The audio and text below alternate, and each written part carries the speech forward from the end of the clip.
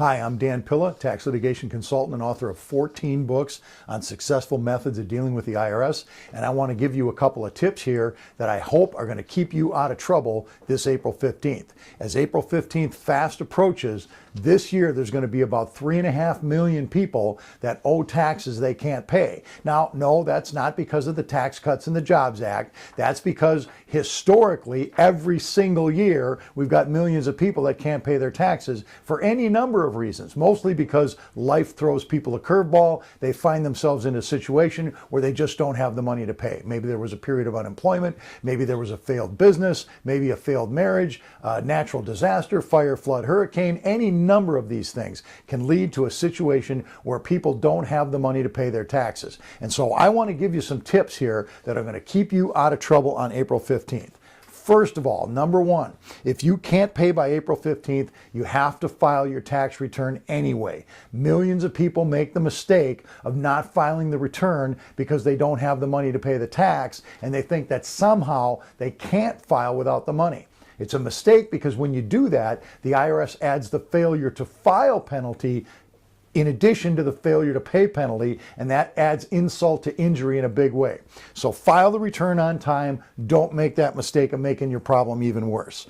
Number two, you can get a filing extension by filing Form 4868 on or before April 15th. That gets you 6 additional months to file the tax return, but that does not get you more time to pay the tax. This is important to understand that the tax is still owed by April the 15th, even if you get a filing extension. So the filing extension is not going to help you avoid failure to pay penalties, and it's not going to help you avoid interest. So keep that in mind.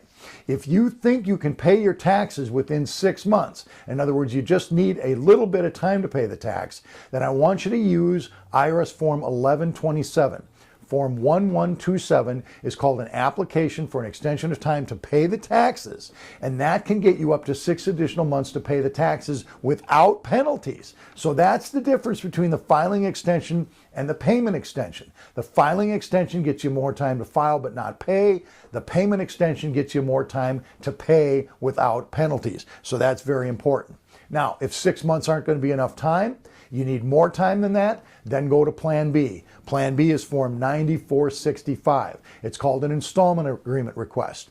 You can file that form either online, or you can mail it into the IRS, or you can send it right with your tax return. If you need more than 6 months to pay the taxes, the Form 9465 will set the wheels in motion to get you set up on an installment agreement to pay the taxes over time. Now, the good news is with the installment agreement, the IRS can't enforce collection. They can't levy or seize anything.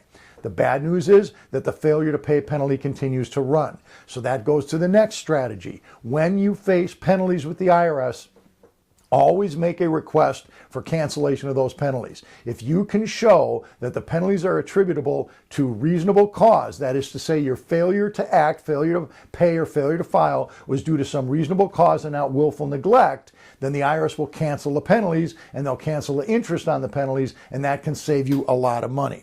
All right, whatever you do, friends, don't hide from the problem. I deal with people every day that have been in hiding with the IRS because they're afraid to step forward. Hiding only makes it worse. And that brings me to my next point, and that is I want you to share this video.